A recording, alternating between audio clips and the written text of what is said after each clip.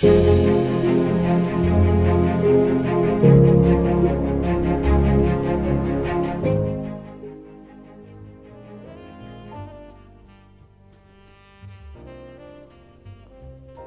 confiar en Dios?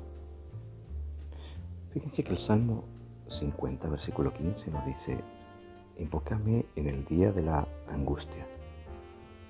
Yo te libraré y tú me honrarás. La carta no traía buenas noticias. Un familiar cercano, muy querida, acababa de enterarse de que tenía cáncer en los huesos. Las células malignas de un ataque anterior de la misma enfermedad, que habían quedado inactivas durante 8 años, invadieron las partes óseas de su cuerpo y la cadena se encontraba casi destruida. El doctor estaba sorprendido de que todavía pudiera caminar. Estas situaciones son muy comunes en nuestros días.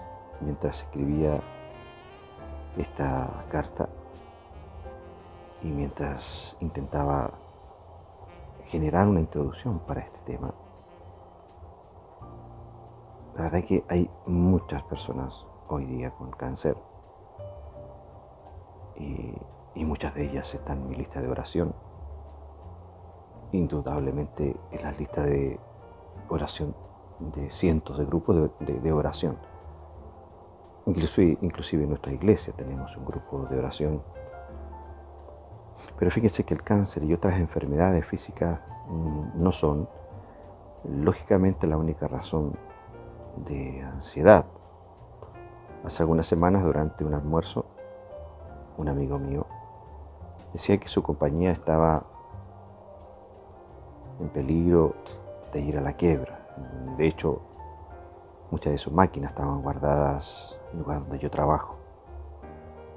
Otras experiencias alarmantes nos conducen a un adolescente espiritualmente rebelde.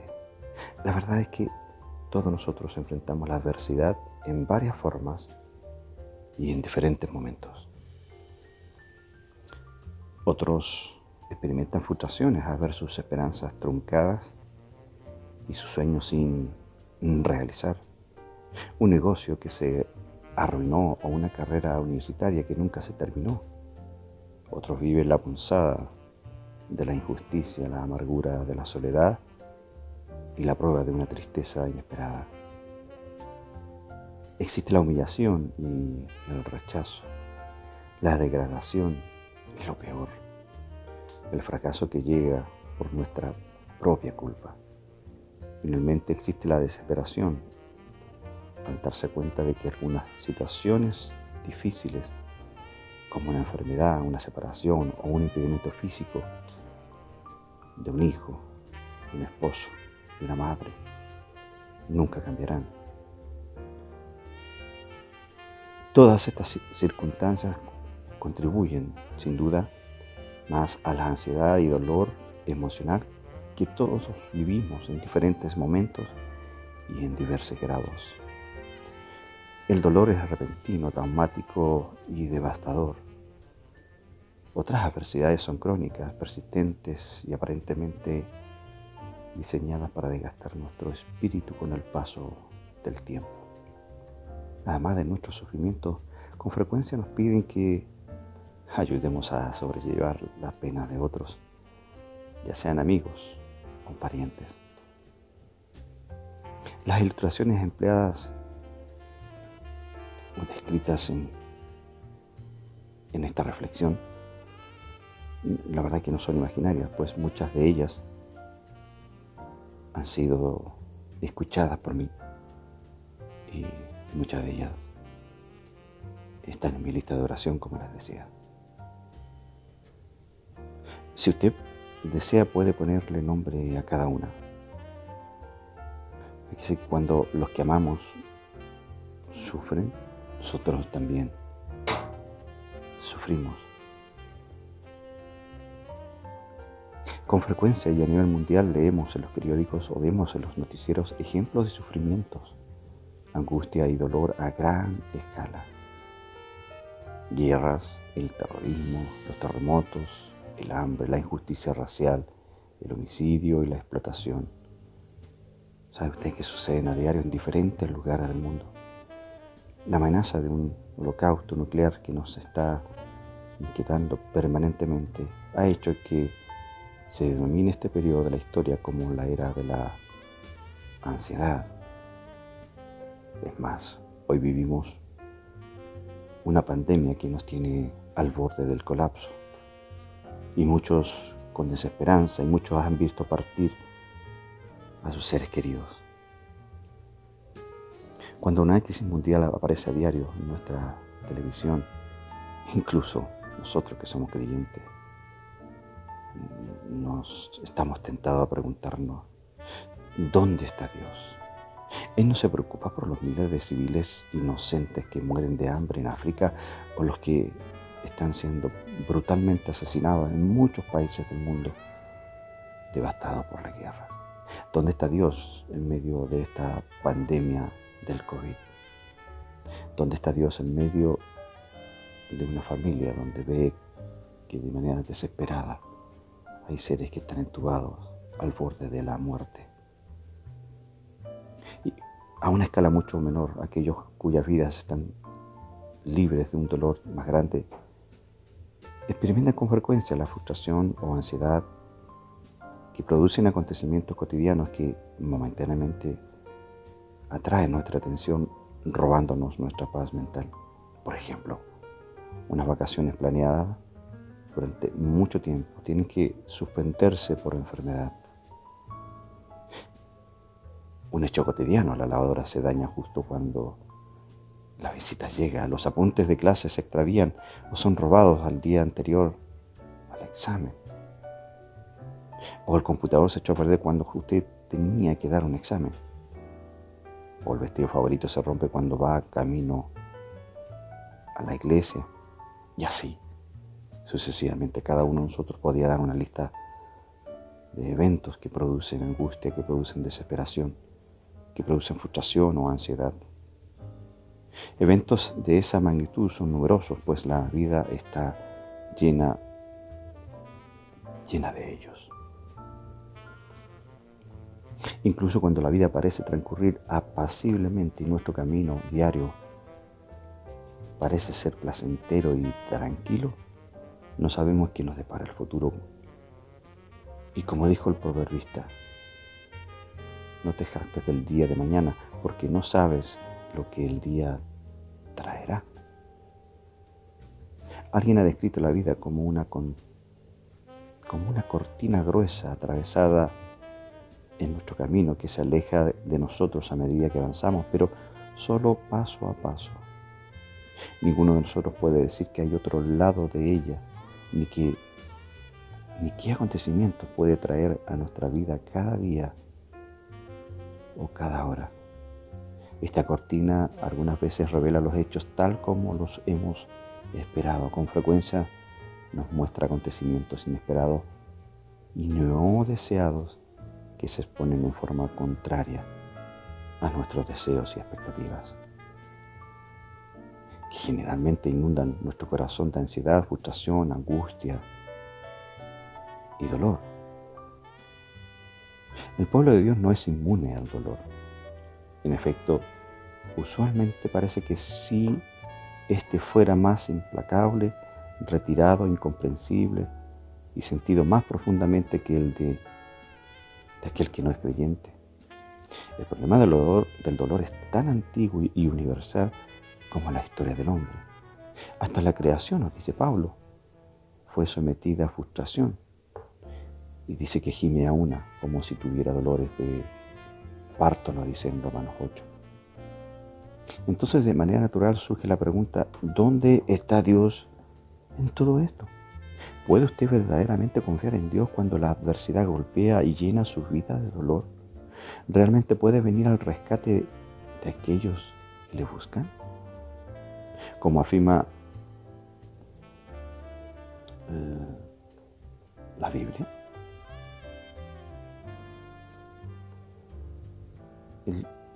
¿puede usted confiar en Dios?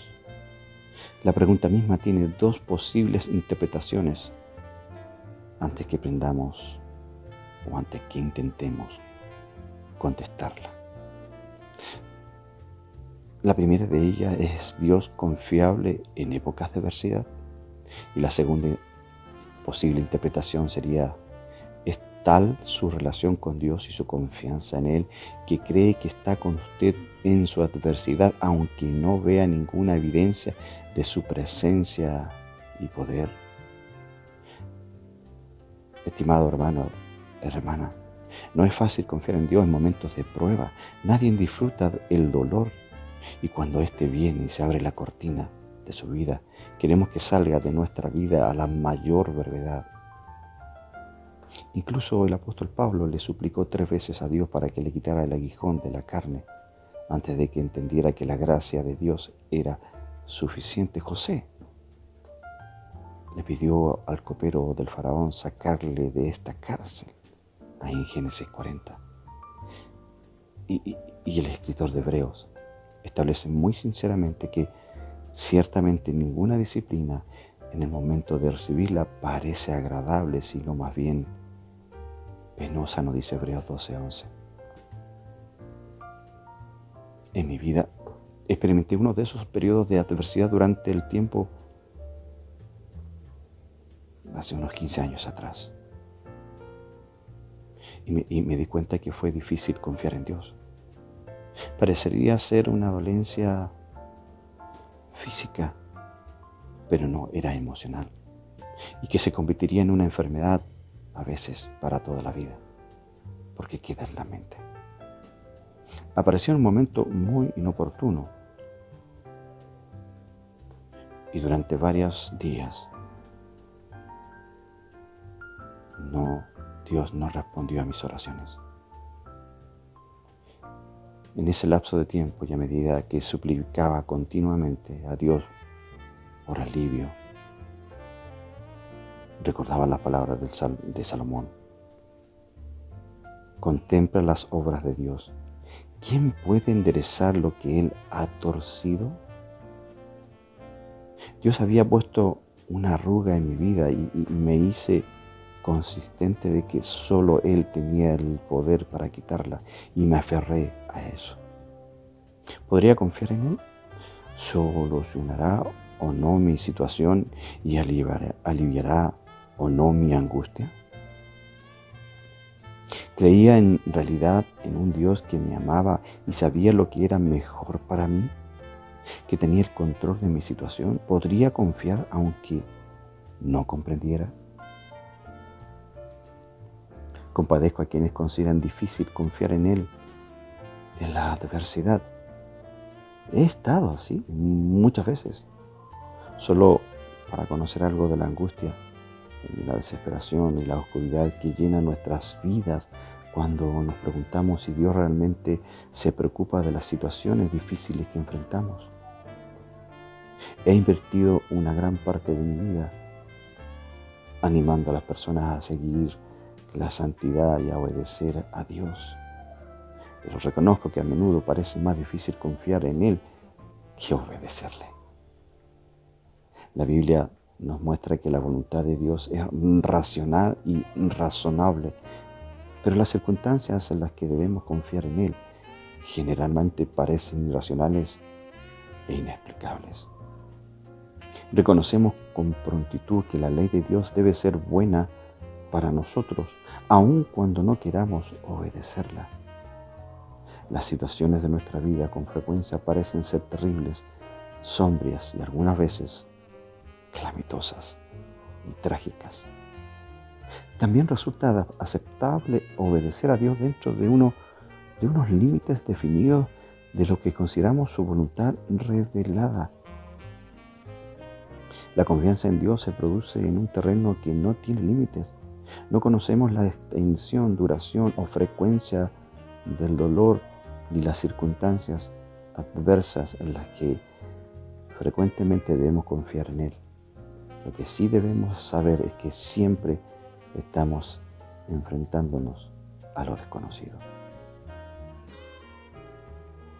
Parece creer en Dios. Parece que el Salmo nos dice: ¿podrá Dios tendernos una mesa en el desierto?